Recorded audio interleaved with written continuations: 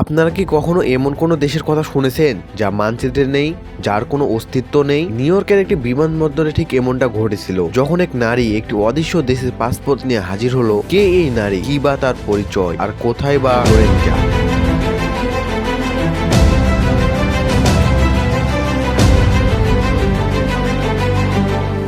Hello বন্ধুরা, আজকের ভিডিওতে আমরা সেই রহস্যময় গভীরে যাই যা পুরো ইন্টারনেটকে নড়িয়ে দিয়েছে।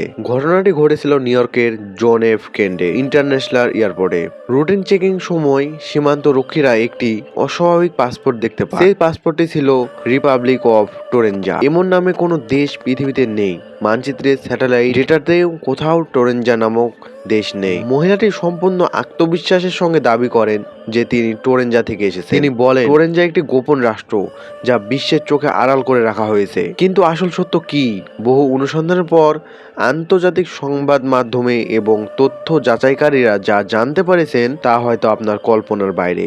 আসলে টোরেঞ্জা এবং মহিলা সম্পর্কে পুরো গল্পটি সম্পূর্ণ হচ্ছে ভুয়া খবর। এই ধরনের কোনো ঘটনা নিউ ইয়র্কের বিমানবন্দরে ঘটে। এই গল্পটি তৈরি করার প্রচার করা হয়েছে মূলত কৃত্রিম বুদ্ধিমত্তা প্রযুক্তি ব্যবহার করে। এই ধরনের গল্পগুলো দর্শকের আকর্ষণ করার জন্য ইন্টারনেট ছড়ানো হয়। এটি সাধারণত এআই দ্বারা তৈরিকৃত। এই গল্পগুলো এত দ্রুত ছড়িয়ে পড়ার কারণ হচ্ছে মানুষের মধ্যে রহস্য এবং অস্বাভাবিকতার প্রতি সহজ কৌতূহল। তাহলে টোরেঞ্জা থেকে আসা রহস্যময় নারী আসলে আমাদের ডিজিটাল যুগে ভাইরাল হওয়া একটি চমৎকার কিন্তু ভিত্তিহীন কল্পনা কাহিনী। আমরা ইন্টারনেট থেকে যা কিছু দেখি তার সত্যতা যাচাই করা কতটা জরুরি এই ঘটনাটি সেই প্রমাণ করে। এই রহস্যময় গল্পটি আপনার কেমন লাগলো? আপনি কি প্রথমে দিকে বিশ্বাস করেছিলেন? নিচে কমেন্ট বক্সে আপনার মতামত জানান। ভিডিওটি ভালো লাগলে লাইক দিন এবং এমন আরো রহস্যময় উন্মোচন করতে আমাদের চ্যানেলটি সাবস্ক্রাইব করুন। দেখা হবে পরের ভিডিওতে।